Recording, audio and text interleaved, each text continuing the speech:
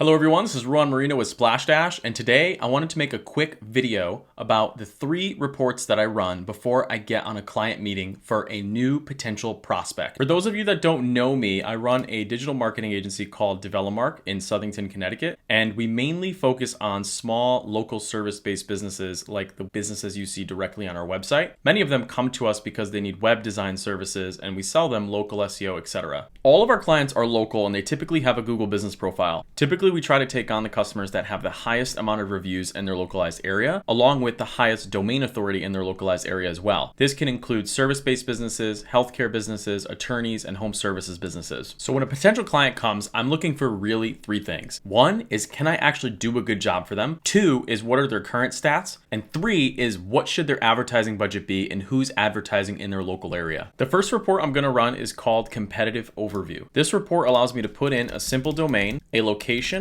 and then also an actual category for this business. Because my client's business is actually a med spa, as you can see the category in their Google business profile, that's the category I'm going to put into this report called Competitive Overview. I'm going to go ahead and submit this report, and what this tool is going to do is it's going to analyze all of these unique data sources to give me a competitive overview of how they stack up against their competition. So once the report loads, I'm going to be able to see all of the different competitors that we're being compared against to. These are local competitors that are close to the input, my prospect. On the left side, I can see a confidence score, which is a calculation using a formula of Moz domain authority, review count, domain age, and backlinks. Ideally, the higher the confidence score, the more likely I am to get this business results. Towards the bottom, I can see the different metrics that they're being compared against to that local market. And this gives me confidence knowing that if I take on this client, I'm already going to be able to do a good job for them because they're already doing well. Here's another example of a recent client we took on where the confidence score is significantly lower. You can see that the confidence score is moderate at only 38% chance I'm going to get success with this customer. The reason it's doing that is because their reviews are 1.3x higher, but every other metric is a lot lower. Now, before I actually take on a customer, I need to know if I can do a good job for them. I'm going to look at their fundamentals, and that's exactly where Digital Presence Report comes in. Digital Presence is a simple report that talks to a bunch of integrations. As you can see right off of the top, it gives me some of the key information that I need to know about this business going in just on this business,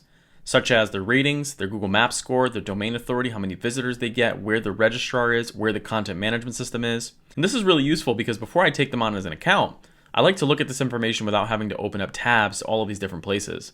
And I like to see where they're located. Scrolling down, I can see where they're being mentioned. Most of the times when we work with customers, we provide them Yext, which is a citation management platform that allows me to synchronize all of this data in one place.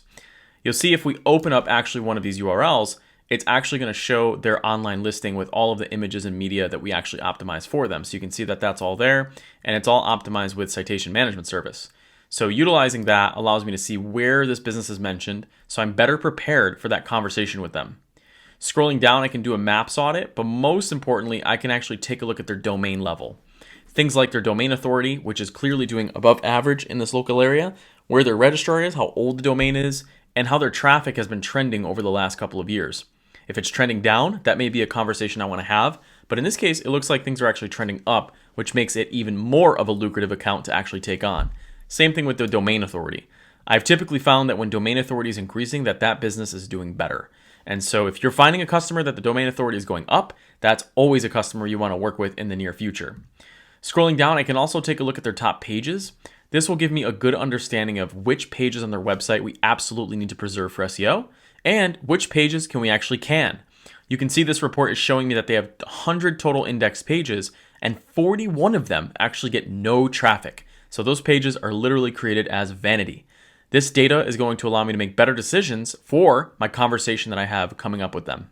By this point, I usually have enough data to go into the conversation extremely prepared, but I'm going to take it one step further and get some recommended ad budgets using a tool called Ad Budget Simulator. So to start, I'm just going to make a search for ad budget, and I'm going to pull up the Ad Budget Simulator. I'm going to type in a few fields, specifically about the business, the keyword I want to target, and some of the business information that I know.